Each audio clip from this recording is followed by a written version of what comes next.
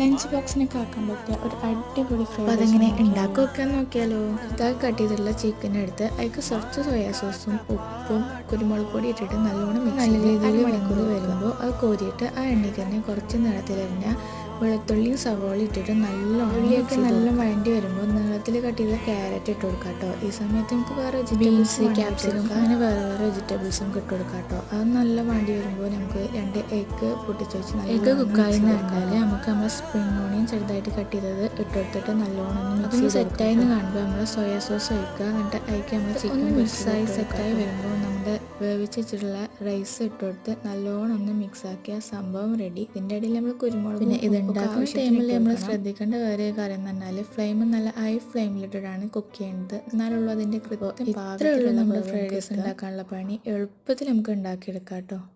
അപ്പോൾ നമ്മളെ healthy and tasty fried rice ഇവിടെ റെഡി.